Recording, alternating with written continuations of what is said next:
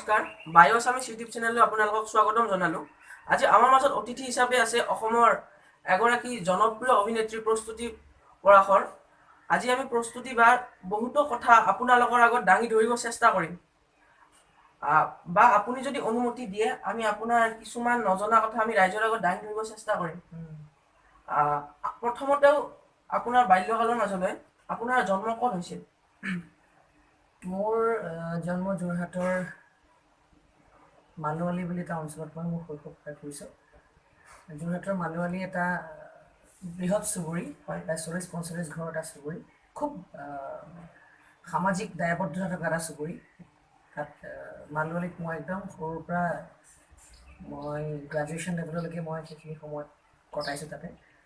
আৰু শৈশৱ স্কুলত পাৰ হৈছে মোৰ যোৰহাটৰ বাল্য ভৱনত ক্লাছ 10লৈকে। তাৰপিছত যোৰহাট GV কলেজ, তাৰপিছত আহি গুৱাহাটী কমাৰ্চ কলেজৰ মই M.Com কৰিলোঁ। আৰু বাল্যকালৰ কথা আৰু বিশেষ ক'বলৈ গ'লে মই মোৰ ঘৰৰ ডাঙৰ ছোৱালী, মোৰ ভণ্টি আছে, তাৰপিছত মোৰ ভাইটি। আৰু সৰুৰ পৰা মা দেউতাই মোক খুব ইণ্ডিপেণ্ডেণ্ট কৰি ডাঙৰ কৰিছে, খুব প্ৰেক্টিকেল কৰি ডাঙৰ কৰিছে মাহঁতে। আৰু যিহেতু ঘৰৰ ডাঙৰ ছোৱালী, ৰেচপনচিবিলিটি চেন্সটো বহুত সৰুৰ পৰাই মাহঁতে পালন কৰিছে ভিতৰত। সেই বস্তুটো মোৰ কাৰণে এই অনাগত দিনবোৰত এতিয়াৰ সময়খিনি মোৰ কাৰণে বহুত ডাঙৰ এছেট হিচাপে পৰিগণিত হৈছে। হয়, এইখিনিয়ে মোৰ বাল্যকাল। আপোনাৰ মা দেউতাৰ নাম? মোৰ দেউতাৰ নাম বিজয় শৰ্মা, মোৰ মাৰ নাম বিজয়া শৰ্মা। আপুনি ঘৰ ডাঙৰ ছোৱালী, আৰু ঘৰত কোন কোন আছে? মোৰ ভণ্টি আছে, তাৰ নাম প্ৰয়াসী পৰাশৰ। মোৰ ভাইটি আছে, তাৰ নাম প্ৰবাহন পৰাশৰ। এতিয়া মোৰ নিজস্ব এখন পৰিয়াল আছে। মোৰ স্বামী মানস দাস, মোৰ ছোৱালী, তাইৰ নাম দিয়া ৰাজনা প্ৰজাক্তা, তাইৰ নাম। তাই এতিয়া ক্লাছ 3ত পঢ়ে। বা আপোনাৰ নিকনেমটো কি? মোৰ নিকনেমটো চিম্পা। আৰু ঘৰত কি বুলি মাতে? ঘৰত মোক চিম্পা বুলি মাতে। মা দেউতাই চিম্পা বুলি মাতে, ছোৱালীয়ে মা বুলি মাতে, মানুহজনে মোক চিম্পু বুলি মাতে। আপোনাৰ বাল্যকালটো আমাক ক'লে, প্ৰথম স্কুল আপোনাৰ ষ্টাৰ্টিং ক'ত আছিল? ষ্টাৰ্টিং মোৰ বাল্যভৱনতে মই পঢ়িছোঁ। বাল্যভৱনত মই উচ্চ নিম্ন মানে প্ৰিপাৰেটৰী ছেকশ্যনৰ পৰা ক্লাছ 1ৰ পৰা একদম ক্লাছ 10লৈকে পঢ়িছোঁ। চ' মোৰ স্কুলীয়া জীৱনৰ স্মৃতি মোৰ বাল্যভৱনে আৰু সম্পূৰ্ণ স্মৃতি আছে তাৰ ভিতৰতে। কলেজ মই যোৰহাট GV কলেজত কমাৰ্চ ডিপাৰ্টমেণ্টত জইন কৰিছিলোঁ। আপটিল গ্ৰাজুৱেশ্যন মই যোৰহাট GV কলেজৰ পৰা কৰিলোঁ। তাৰপাছত মই আহিলোঁ M.Com কৰিবৰ কাৰণে গুৱাহাটী ইউনিভাৰ্চিটিৰ আণ্ডাৰত গুৱাহাটী কমাৰ্চ কলেজৰ পৰা। বা আপুনি ইমান মানে কি ব্যস্ততাৰ মাজতো ইমান মানে কি আপুনি এতিয়া গম পাইছোঁ মানে অলপ ৰিচেণ্টলি মানে আপুনি M.Com কমপ্লিট কৰিলে? ৰিচেণ্টলি নহয়, মই M.Com কমপ্লিট কৰা আজি বহুত বছৰ হৈ গ'ল। মই 2002তে M.Com কমপ্লিট কৰা। কমপ্লিট নহয় মানে কি কিবা আপুনি কৰি আছিলে? কিবা পঢ়ি আছিলে? মই এতিয়া পঢ়ি আছোঁ। মোৰ ছোৱালীৰ যিবোৰ কোৰ্চ আছে ক্লাছ 3, মই সেইবোৰ পঢ়ি আছোঁ এতিয়া। এতিয়া ল'ৰা ছোৱালীক পঢ়াবৰ কাৰণে মাক দেউতাকে আকৌ নতুনকৈ পঢ়িবলৈ আৰম্ভ কৰিবলগীয়া হয়। এতিয়া মই সেয়া পঢ়ি আছোঁ। মই এতিয়া ক্লাছ 3ত পঢ়োঁ। হয়, আপোনাৰ স্কুল বা কলেজৰ কিবা স্মৃতি, স্কুল আৰু কলেজৰ কিবা স্মৃতি? মোৰ স্কুলৰ স্মৃতি বহুত আছে। মই ক'লোৱে যে মোক খুব ইণ্ডিপেণ্ডেণ্টলি ডাঙৰ কৰিছে। আৰু I was a very active child. মই স্কুলত যেতিয়াৰ পৰা মই নিজে অলপ জনা হৈছোঁ, ক্লাছ 6 মানৰ পৰা, মই স্কুলৰ এনেকুৱা এটাও ইভেণ্ট নাই য'ত মই নিজে পাৰ্টিচিপেট কৰা নাছিলোঁ। মই স্কুলৰ হৈ মই বিভিন্ন স্পৰ্টছত ৰিপ্ৰেজেণ্ট কৰিছিলোঁ। মই বাস্কেটবল খেলিছিলোঁ, ভলী খেলিছিলোঁ। মই এটা ইনচিডেণ্ট আছে, অসমৰ পৰা প্ৰায় 50জনীমান ছোৱালী চিলেক্ট কৰা হৈছিলে নেশ্যনেল গেমছৰ কাৰণে। পুনেত হৈছিলে কিন্তু এইবাৰ, চনটো পাহৰিলোঁ মই। এই খুব ডাঙৰ এটা ভূমিকম্প হৈছিলে সেই বছৰ ভুৱনেশ্বৰত। নেশ্যনেল গেমছ পষ্টপন কৰা হ'ল। তাৰপিছত সেইবাৰ I was the first student, I was the only student বাল্যভৱনৰ পৰা য'ত নেশ্যনেল গেমছৰ ইন'গুৰেশ্যনৰ এটা ড্ৰিল টাইপৰ এটা অনুষ্ঠান হয়, তাত চিলেক্ট কৰা হৈছিলে। ঠিক তেনেধৰণে স্কুলত মই খুব এটা হাইলাইটেড চাইল্ড আছিলোঁ। মই ডান্সত সদায় পাৰ্টিচিপেট কৰোঁ। স্কুলৰ যি আমাৰ প্ৰতিষ্ঠা দিৱস হয় 10 নৱেম্বৰ, সেই 10 নৱেম্বৰ সদায় মোৰ এটা পাৰফৰ্মেঞ্চ থাকিবই। এক্টিঙৰ পাৰফৰ্মেঞ্চ থাকে, ডান্সৰ পাৰফৰ্মেঞ্চ থাকে। আৰু মোৰ যিসকল শিক্ষাগুৰু আছিলে সেইখিনি সময়ত, এতিয়াও আছে কিছু কিছু শিক্ষাগুৰু, তেওঁলোকৰ লগত এটা সাংঘাতিক মানে ৰিলেশ্যন এটা গ্ৰ' কৰিছিলে। ইমান বেছি মোক ইনস্পায়াৰ কৰিছিলে। আৰু সেই ইনস্পিৰেশ্যনটোৱে আজি গৈ পেলাই মোৰ এই অভিনয় শিল্পীগৰাকীক ক্ৰাফ্ট কৰাৰ ক্ষেত্ৰত সেই শিক্ষাগুৰুসকলৰ অৰিহণা বহুত পৰিমাণে আছে।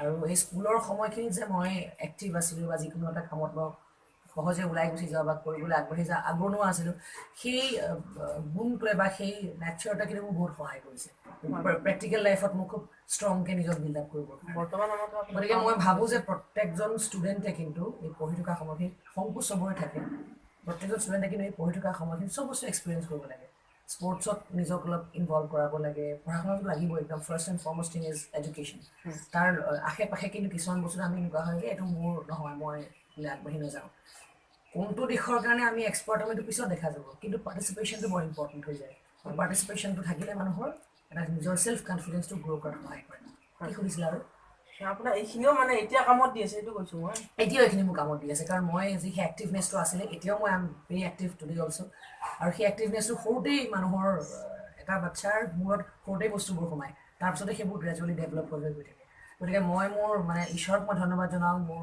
পৰিয়ালবৰ্গক মই ধন্যবাদ জনাওঁ যে মোক এনেকুৱা এটা পৰিৱেশত ডাঙৰ কৰিলে যিটো পৰিৱেশে মোক সাংঘাতিক ধৰণৰ আত্মনিৰ্ভৰশীল হ'বলৈ শিকালে বা আপোনাৰ এখন সংসাৰ আছে আপোনাৰ এজনী মৰম লগা ছোৱালী আছে আপুনি ইমানখিনি ব্যস্ততাৰ মাজৰ পৰা সময় কেনেকৈ দিয়ে সময় দিব নালাগে নহয় সময় নিজে নিজে মেনেজ হৈ যায় কাৰণ খালি ইচ্ছা লাগে যদি তোমাৰ ইচ্ছা থাকে চব বস্তু ক্লিয়াৰ হৈ যায় চব বস্তু নিজে নিজে নিজৰ নিজৰ টাইমত মেনেজ হৈ যায় আৰু মই খুব এগৰাকী ঘৰুৱা এগৰাকী মানুহ আৰু মই প্ৰথম কথা যে মই খুব প্ৰেক্টিকেল এজনী মানুহ এইকাৰণে যে মোৰ যিখন ইলিউশ্যনৰ পৃথিৱী য'ত মোৰ এগৰাকী শিল্পী সত্তা আছে প্ৰস্তুতি পৰাশৰ অভিনেত্ৰী হিচাপে যি মানুহে জানে সেইখন পৃথিৱী মোৰ কাৰণে এখন বেলেগ পৃথিৱী কিন্তু সেইখন পৃথিৱীৰ পৰা ওলাই আহি যিখন মোৰ ঘৰুৱা পৃথিৱী সম্পূৰ্ণ ঘৰুৱা যদি মই অতি সাধাৰণ মানুহ মই ঘৰৰ সকলো কাম কৰোঁ মোৰ এগৰাকী সাধাৰণ মহিলাৰ যিখিনি দায়বদ্ধতা যিখিনি কৰিবলগীয়া মই চব কৰোঁ কোনো ধৰণৰ এনেকুৱা নাই যে মই এগৰাকী অভিনেত্ৰী হিচাপে মই ঘৰত থাকিলেও তেনেকৈ থাকিব লাগিব সেই ইলিউশ্যনত মই নাথাকোঁ আৰু নথকাটো মোৰ কাৰণে বৰ মানে প্লাছ পইণ্ট কাৰণ মানুহে সাধাৰণতে কি হয়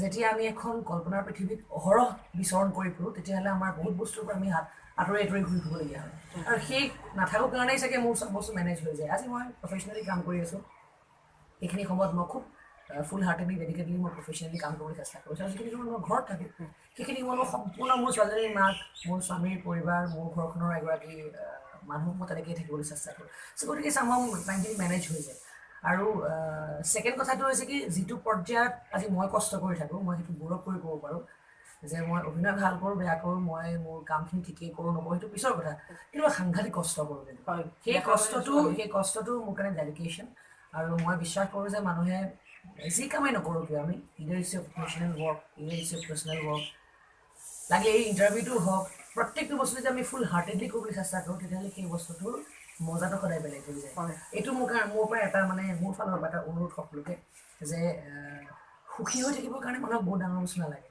একদম জীৱনৰ অকণি বস্তুবোৰত আমি সুখ বিচাৰি পাওঁ যদিহে আমি সেই সৰু সৰু বস্তুবোৰ একদম নিজৰ মনেদি কৰোঁ হয় আপুনি আজৰি সময়খিনি কাৰ লগত কটাই ভাল পায় এতিয়াতো আজৰি সময় নায়েই এতিয়া মই এনি টাইম ব্যস্ত হৈ থাকোঁ মোৰ থিয়েটাৰ ছিজনটোতো জানাই সকলোৱে গম পায় কেনেকুৱা ধৰণে ব্যস্ত হৈ থকা যায় আৰু বাকীখিনি সময় যিখিনি মই ঘৰত থাকোঁ সেইখিনি সময়ত মোৰ অপৰ্যাপ্ত কাম মোৰ ঘৰত মই এনেই বহি থাকিবলৈ সময়ে নাপাওঁ হয় মই ঘৰ চাফা কৰিলোঁ নহয় মই পাকঘৰত লাগিলোঁ নহয় মোৰ ছোৱালীৰ হোমৱৰ্ক কৰালোঁ নহয় মই তাই স্কুলৰ ঝামেলা নিপটালোঁ বা মোৰ মানুহজনৰ দায়িত্ব ল'লোঁ গোটেই ঘৰখনতে মই ব্যস্ত হৈ থাকোঁ এনেও মই মোৰ এতিয়া মই থিয়েটাৰত ব্যস্ত হৈ আছোঁ বা মই শ্বুটিং কৰিলোঁ সেই শ্বুটিঙৰ সময়খিনি বাদ দি বা থিয়েটাৰৰ সময়খিনি বাদ দি মই যিখিনি মই ঘৰত থাকোঁ খুব মই মানে পাৰ্টি এনিমেলো নহয় মই এইবিলাক বেছি বাহিৰলৈ ওলাই যাওঁ মোৰ খুব ছ'চিয়েল লাইফ এটা সাংঘাতিক ধৰণে আছে তেনেকুৱা নহয় খুব সংপৃক্ত এটা মোৰ লাইফ মোৰ পৰিয়ালবৃন্দ মোৰ একদম ওচৰৰ যিখিনি মানুহ সেইখিনি মানুহক লৈ পেলাই মোৰ পৃথিৱীখন আৰু মই খুব সুখী সেইখিনি মানুহৰ লগত নহয় মই সুধিছোঁ মানে কি এইখিনি কৰে আজৰি সময়ত মানে আপুনি কি কৰে আজৰি সময় নাই এতিয়া মোৰ আগতে মই আজৰি সময়ত গান শুনিছিলোঁ খুব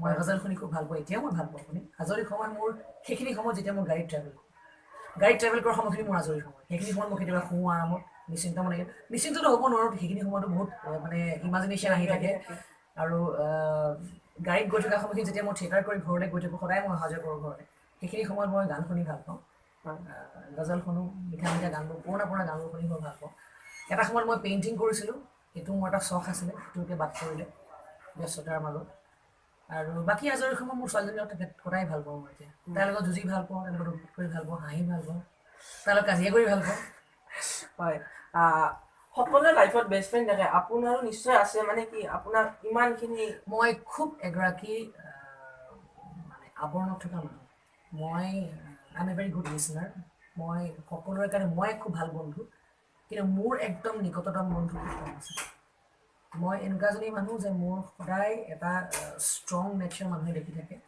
এজনী হেৰি মানুহক দেখি থাকে সদায়, কমপ্লিট মানুহক সদায় দেখি থাকে। সেইজনী মানুহৰ ভিতৰতো কেতিয়াবা কিছুমান আহিব পাৰে, ধুমুহা আহে বা মনৰ কেতিয়াবা অলপ ইম'চনেল ইফাল সিফাল হয়, কিন্তু সেই বস্তুটো মই প্ৰকাশ কৰিবলৈ মই দিগদাৰি পাওঁ। মই খুব নিজৰ ভিতৰত থকা এগৰাকী মানুহ, আৰু মই যিহেতু মোৰ ওপৰত মোৰ পৰিয়ালটো, মোৰ ওপৰত মোৰ যিখিনি চাৰাউণ্ডিঙত থকা মানুহবোৰ সাংঘাতিক ধৰণে দুখী হয়, কাৰণ মই হৈছোঁ লাইফ পাৰ্ট মোৰ ঘৰখনৰ কাৰণে, মোৰ মানুহখিনিৰ কাৰণে ষ্ট্ৰেংথ এটা, সেই ষ্ট্ৰেংথটো কেতিয়াও দুৰ্বল হ'ব নোৱাৰে, মোৰ ধাৰণা হৈছে সেইটো। আৰু otherwise also I am a very strong person, আৰু সেই ষ্ট্ৰেংথটোৰ কাৰণে মোৰ এনেকুৱা প্ৰয়োজন হোৱা নাই যে মোৰ একদম বিৰাট বুজুম কোনোবা এজন মানুহ থাকিব বা কোনোবা এগৰাকী থাকিব যাৰ লগত মই অন্তৰ চব খুলি পেলাই কথা পাতিম, নোৱাৰি। মই নিজৰ ভিতৰত খুব আৱৰণ ৰাখি সেই কথা পাতিম, এনেই খোলা, মই সাংঘাতিক খোলা চিম্পল মানুহ, মোৰ ভিতৰত একো নাথাকে। কিন্তু এনেকুৱা নহয় যে মই নিজৰ ভিতৰত আজি যেনেকৈ ফেচবুকত মানুহে আজিকালি আপলোড কৰে, I am very sad, I am very happy today, সেই বস্তুটো মোৰ দ্বাৰা নহয়। মই খুব সংপৃক্ত হৈ থাকি ভাল পাওঁ। ধন্যবাদ বা আপোনাৰ বায়োগ্ৰাফিখিনি আমাৰ আগত শ্বেয়াৰ কৰাৰ কাৰণে অশেষ ধন্যবাদ। মোৰ ধন্যবাদ জনাইছোঁ, কাৰণ ইউটিউবত বহুত বস্তু আপলোড হৈ থাকে আমাৰ বিষয়ে, ভুলে শুদ্ধই বহুত বস্তু আপলোড হৈ থাকে, কিন্তু এই এনেকুৱা ধৰণৰ ইণ্টাৰভিউবোৰে কিছুমান বস্তু ক্লেৰিফাই কৰাত সহায় কৰিব, গতিকে আপোনালোকে এই চেনেলটো চাবলৈ নাপাহৰিব।